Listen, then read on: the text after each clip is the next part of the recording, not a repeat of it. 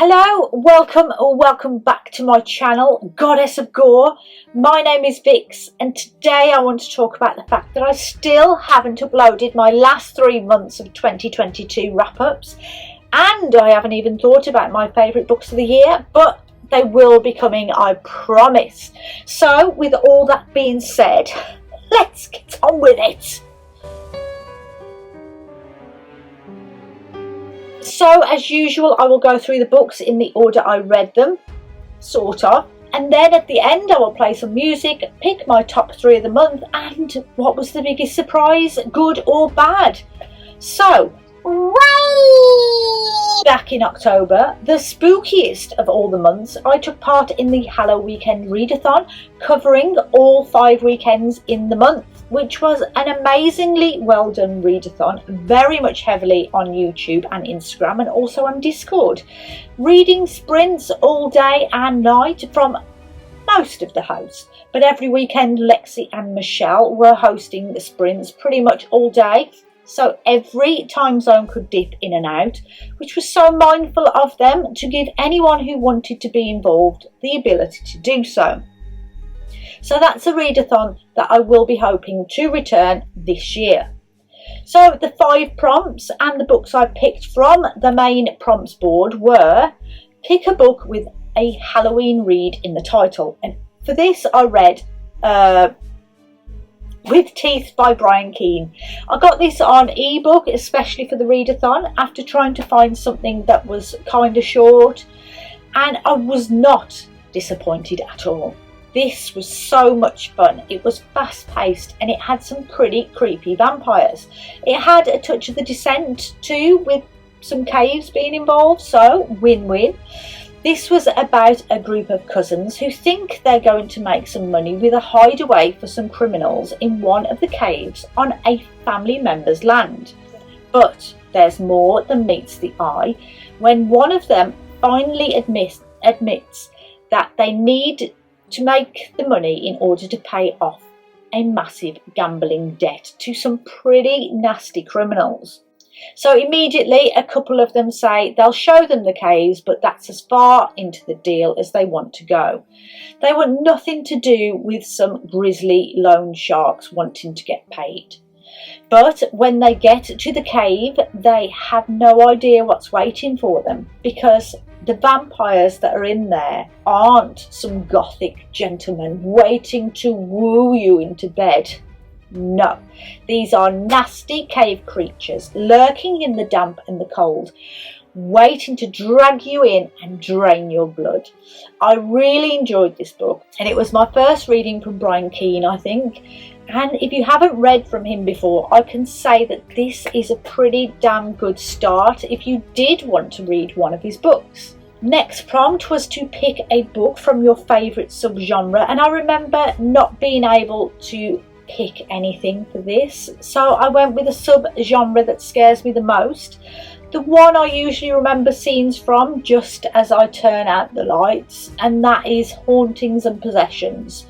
So I had heard about The Exorcist House by Nick Roberts from Leslie from the Nerdy Narrative, and I thought, perfect. I again got this on ebook, and this was about the Hill family who moved from the city to a rural fixer-upper in Virginia. The old farmhouse belonged to a Mr. Blatty, which was a nice nod to William Blatty, the author of The Exorcist, of course. So Daniel moves his wife Nora and their daughter Alice from their perfectly good life to this weird-ass farmhouse with its nailed shut doors to the basement. Now this family seemed pretty sensible. They were curious but cautious. I mean, you can't just go around pulling out the nails in a door when they've been made into the shape of a cross. I mean, that's not normal, is it? It seemed like they did that for a reason, right? And the feeling of being watched from behind that door, that's just plain wrong.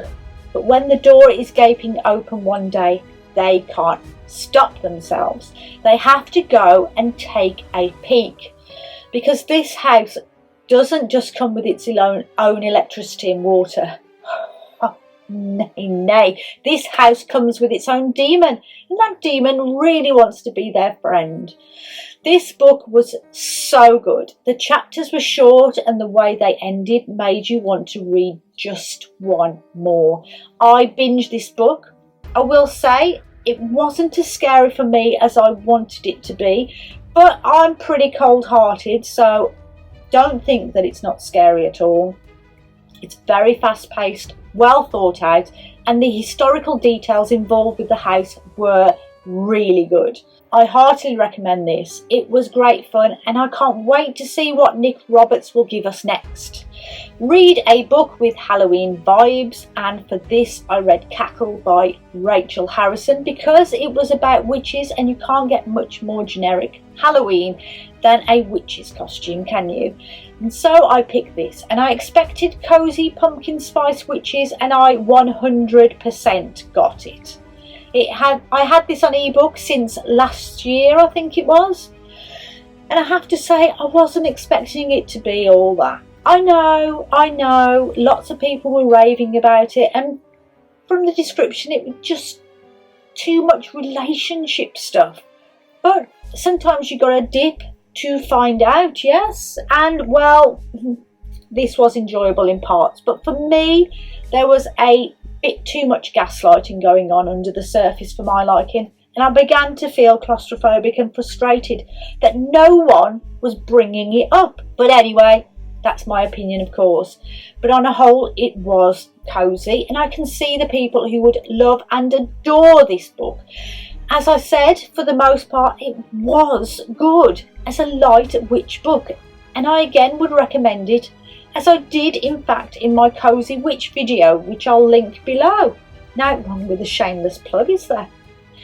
This was about school teacher Annie, who, when she ends her relationship with Sam, she can no longer afford to live in the city by herself. So she finds a new job and a new masonette, as we call them here, in a small town called Rowan. Now, this town is a little strange. When she is introduced to everyone by her new friend that she found behind the counter of an off licence, they all act strange and on edge. This turns out to be Sophie, who takes Annie under her wing and gives her a bit of a magical personality boost. Annie sort of uncovers and is sort of told the mystery of the townsfolk, but it's also very harmless, and that's where the coziness comes in. The gaslighting, though, that comes from her ex Sam and also from Sophie, which made it hard for me to actually like the people in the book. Maybe I was feeling a little sensitive to it, maybe reading too much into it, but why wasn't anyone talking about it? For the genre blend prompt I chose Speaks the Nightbird by Robert McCammon. This was a blend of historical fiction with its witch trial theme. This was a whopper of a book. It went kind of in a strange direction at the end, if I remember right, with the main character Matthew ending up in a teepee somewhere. But apart from that, it was magnificent. It is told from the perspective of Matthew, as I said, and he was the scribe of a travelling magistrate who had been called in after the last magistrate died on the way to the newly founded Fount Royal. Now, this town had a multitude of problems, all of them apparently at the fault of a woman who they had deemed to be a witch. This book was very well written, but there was a lull, of course. In a book this long, it's to be expected. If the thought of reading a book this big is putting you off reading it, then just get the audio, because this was such a good book. It was my first Robert McCammon, and I can't wait to get to more, although I'm not sure I'll continue on with the Matthew Corbett series.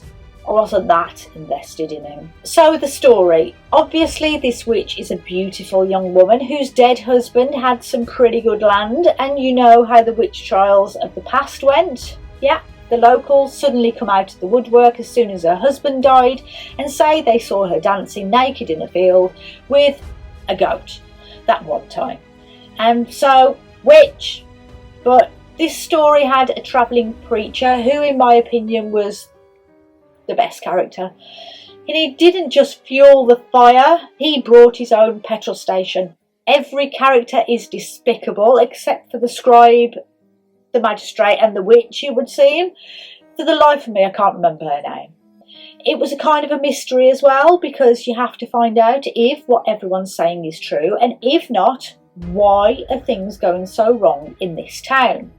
I highly recommend it in any format that you can get it. Just get to it. And then for the last prompt, you had to watch the hosts recommending their favourite books, and then you had to pick one. And as usual, I couldn't decide, because making decisions makes me very anxious, just in case it's not the right one. But we're not here to talk about that, are we? I narrowed it down to just the 4 books. Goddess of Filth by V. Castro. I love this book. Absolutely a 5-star read. It had everything. It was set in the 90s. It had girl gangs. It had exorcisms, pervy priests, and even some gore. I think it was made for fans of the craft without a doubt. And I think this is the best thing Castro has ever written, in my opinion. It is told from Lourdes, who is one of the 4 girls who were messing around drinking booze and holding a seance one summer night, as you do. Except things take an unexpected turn when one of the girls actually gets possessed by something. This is the story of the strange behaviour of their best friend and how the girls try and help her out before Fernanda is given away to the Catholic Church by her religious mother. Everything about this book was perfect. So if you can't get to it immediately, I will say to make a note of it and slip it into your reading whenever you can. Home Before Dark by Riley Sager. Why did no one tell me how good this book was? I thought Lock Every Door was his best book, and you were all gatekeeping this masterpiece. Oh, I see how it is. I jest, but this was the best thing he's ever written so far. It was astounding how much I loved this book. So I have Sav from Riveting Reads to thank, because this was one from her list. This book is about a woman called Maggie who, when she was a child, her parents apparently bought a haunted house and only spent a few weeks there before they packed their bags and were off. The house was so bad that her father wrote a tell-all book about what happened and why they had to go. Like Amityville Horror kind of book. So Maggie always hated this book. Every time she asked her parents whether it was a true account, they would not talk about it, and she became known as the kid who lived in the haunted house for her whole childhood. I didn't want this book to end. The writing was phenomenal. Just one more chapter led to 10. It was one of those books. Anyway, Maggie's dad has died, and when she goes to the will reading, she finds out that this haunted house is still owned by her father. He never sold it, and now it is hers. As luck would have it, Maggie is a house developer, so she thinks she'll have a little walk around, hire a contractor, get it sorted, sell it on. Easy. Yes? No.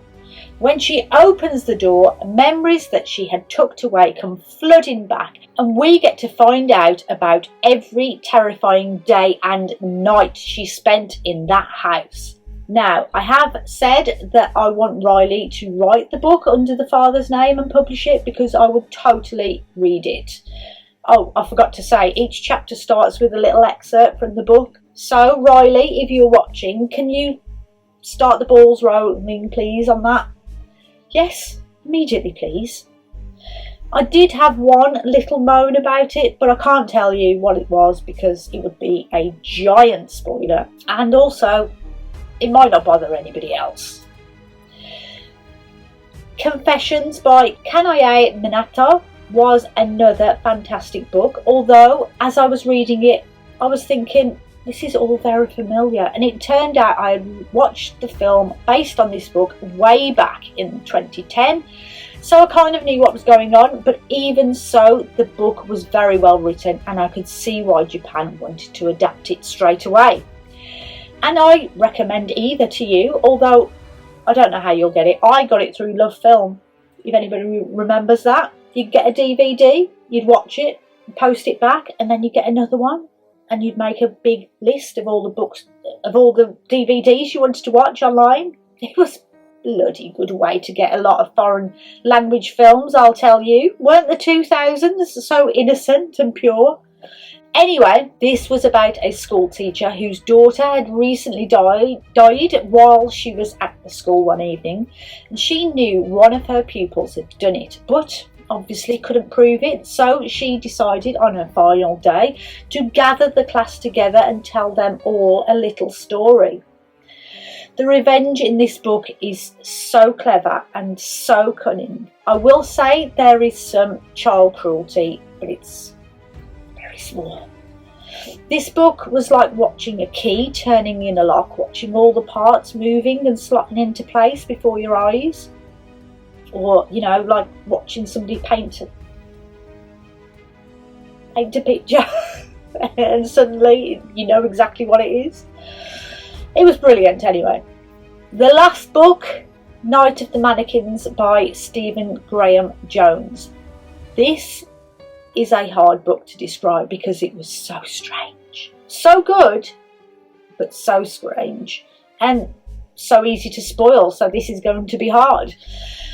This is about a group of kids who find a mannequin in a lake stuck in the mud one day and decide to take it out, clean it up, take it around town, dressing it up and putting it in strange positions and freaking out the neighbourhood.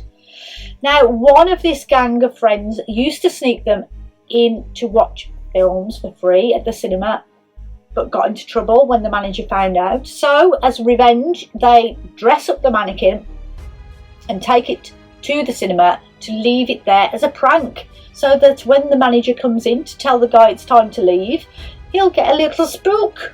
But this prank takes a very strange turn because when the film finishes, the mannequin gets up and walks out. The strange things do not stop there because one by one the friends start to get hurt, and in one case killed, apparently by suicide. There's a lot going on in this short novella, I can tell you. But I am finding a division with this book. It's a bit of a Marmite book. You either love it or hate it. I loved it.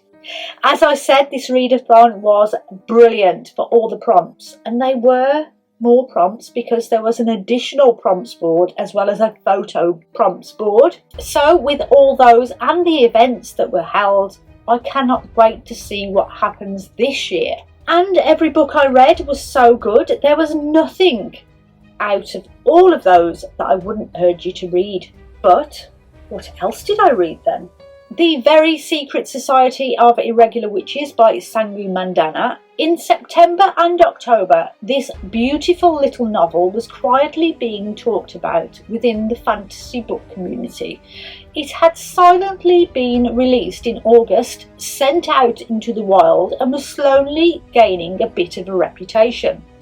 Well, I heard that it had been given a bit of a glow up by Fairy Loot, and I didn't need to know what it was about. The cover was enough, but those greedy looters didn't leave me one single copy, so I rushed out to get my own boring copy, and I settled down to read it.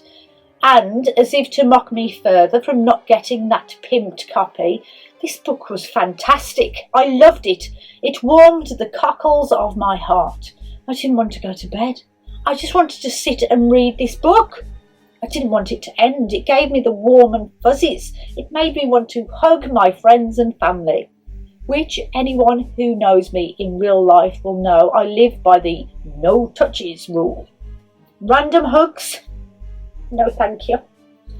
This had found family. It had a small romance. It had grumpy to sunshine characters. It had enemies to lovers. It had those kids who are written like Smarties, a hard crispy shell on the outside, but on the inside they're soft and gooey chocolate, like me. This is set in our world where magic is real but undercover and hidden, and being a witch makes you an orphan. And you have to be raised by a childless witch and taught to hone in your powers and rein them in, sort of thing. So our main character Mika is raised kind of at arm's length by someone who taught her to be embarrassed of being a witch, whereas Mika was kind of the thinking that magic has a place in our world and we should all be accepted for who we are. I mean, she was part of a club where the local witches would meet, but they weren't a coven.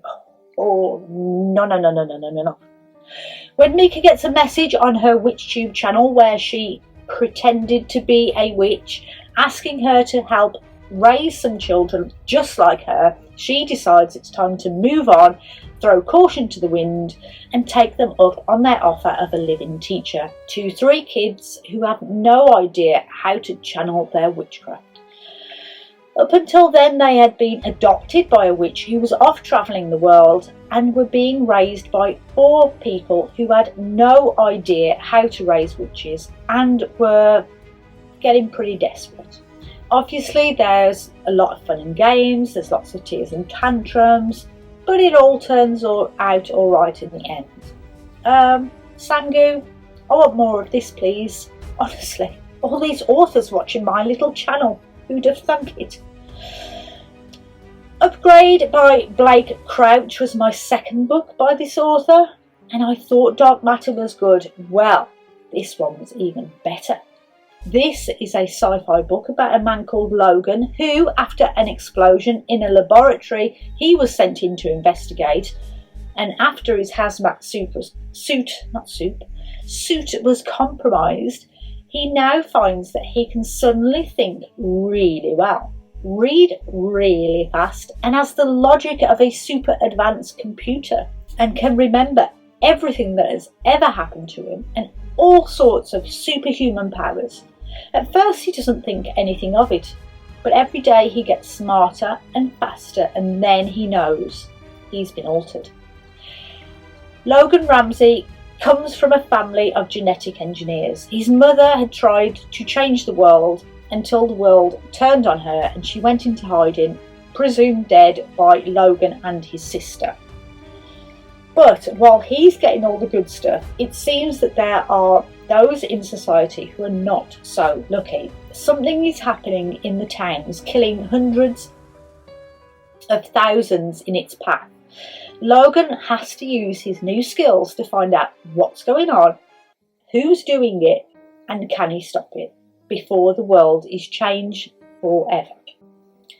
This was another frantically fast-paced book. It got me on the edge of my seat from the start, and I couldn't think of anything else all the way through. I had to read it. One tiny quibble was all the DNA sequencing that it kept writing out. I understand that it was to look into what was happening inside Logan's head, but was it needed? It wasn't. I wasn't that deterred by it because I just kept going, skipping over it. Along the way, we got to learn how science had destroyed his family and those around him, and there were parts that reminded me of a Channel 4 show here in the UK called Utopia. The question in the book is, would genetically upgrading the population be a good idea, and the moral implications of doing so compared to the bigger picture?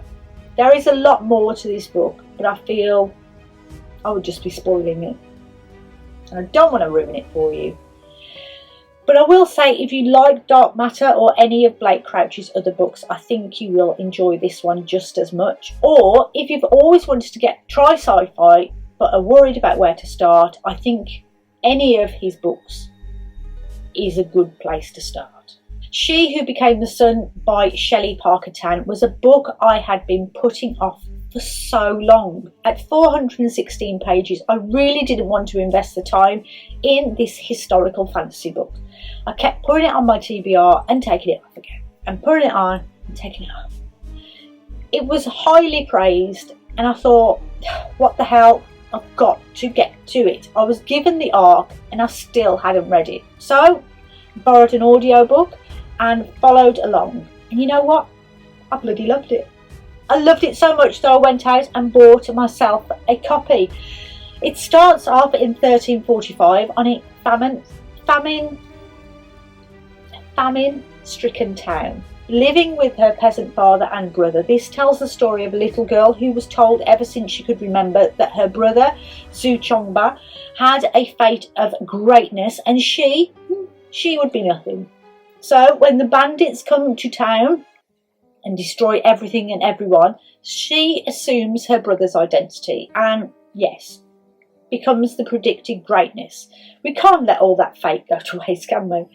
This book whisked me off into a magical world of monks and warriors, princes and politics. I was on the tips of swords and deep into weeping wounds that kept me on the edge of my seat. When I put the book down, I was thinking of what would happen next, what I thought would happen next, told from 2 points of view in the lives of Zhu Zhongba and Wei Yang, both such epic characters. I hated and loved them both throughout the entire book, but it was Zhu Zhongba's poverty beginning to what they then became that got me right from the start. It was a thrill ride of epic proportions. I can't say that the analogy of Mulan and Song of Achilles is true, because I haven't watched or read either. But I will be waiting for the second instalment, which is due out in August and will be called He Who Drowned the World. So if you want to read it before that one comes out, you need to get to it very soon. The Witch in the Well by Camilla Bruce. I got this on ebook because for some reason this book isn't available in any other version except digital until later on this year. I don't know why, it just is. Maybe you can get a copy in your country, but here, not yet. And the synopsis for this was so good, I got it and I read it straight away. Let me read part of it to you, see if it captures you. When two former friends reunite after decades apart, their grudges, flawed ambitions and shared obsession swirl into an all too real echo of a terrible town legend. Centuries ago, beautiful young Elizabeth Clark was accused of witchcraft after several children disappeared. Her acquittal did nothing to stop her fellow townsfolk from drowning her in the well where the missing children were last seen. Sorry, over there. I didn't like this book at first. I didn't enjoy the characters. There wasn't even a witch, I remember saying.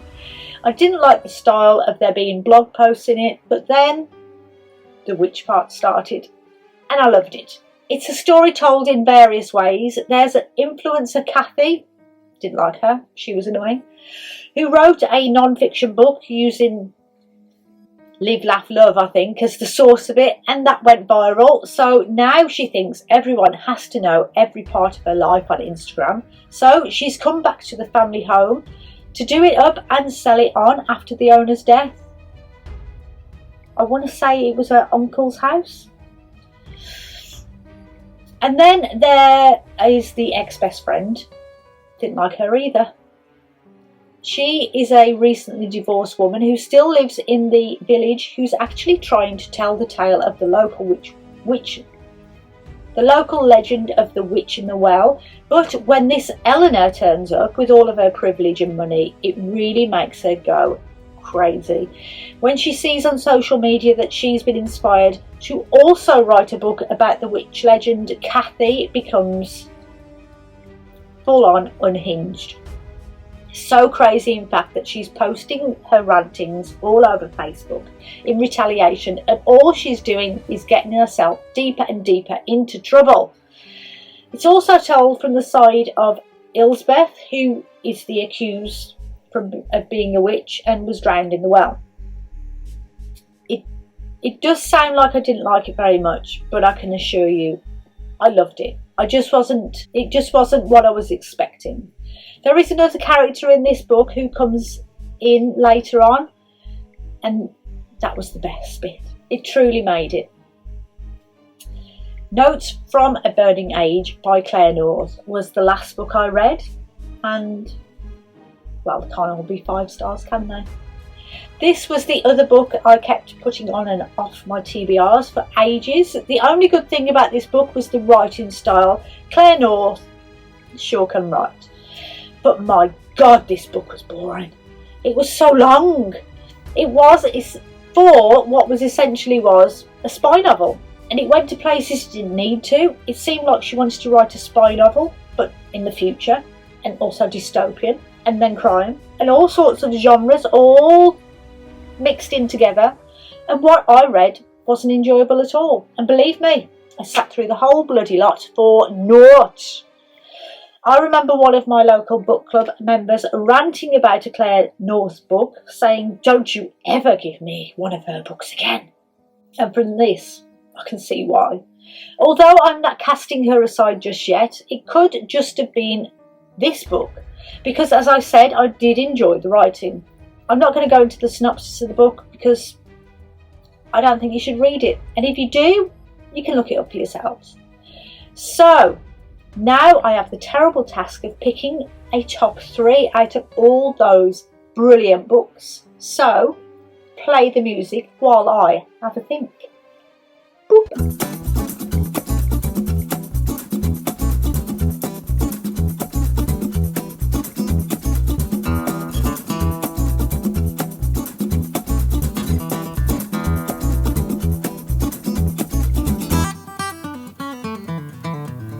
In third place, it will have to be The Very Secret Society of Irregular Witches by Sangu Mandanna. I didn't know whether to put it as a biggest surprise because I know this is one of top-notch cozy fantasy that I didn't know I needed in my life until halfway through 2022. And also, it could have probably been number 1 on a different month.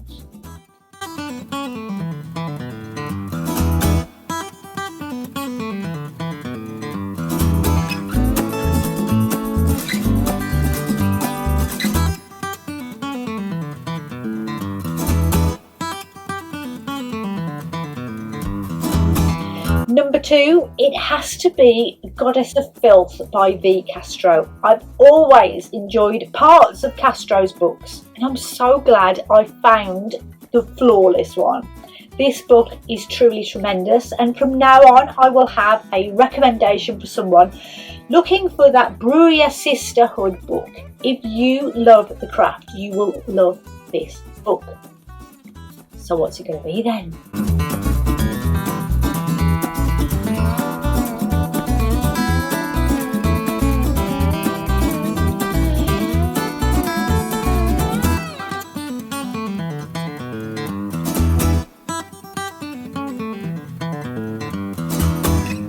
In case you couldn't already guess, it has to be Home Before Dark by Riley Sager.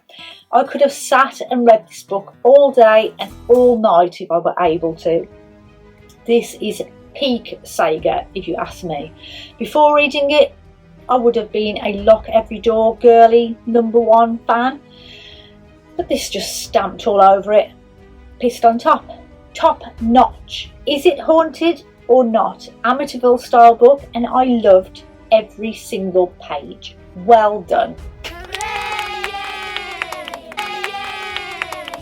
But what was the biggest surprise? Drum roll please. It was Night of the Mannequins by Stephen Graham Jones. This story captivated me completely and just was written for me. I think that Stephen's writing is so strange. I mean, his style doesn't change, but how can one book be so different when his topics are all so similar? There is a 5-star SGJ book out there for everyone. You just have to keep trying and then you will find it. And I found mine in this. I had one of the best reading months I've had for ages. Only one dud, but it was a biggie. But all the rest were 4 and 5 stars. Out of the other 12 books, I gave 5 5 stars and 7 4 stars. There was just so many good books. That is it. Thank you so much for watching as always. Let me know what you're reading right now and want to recommend to me.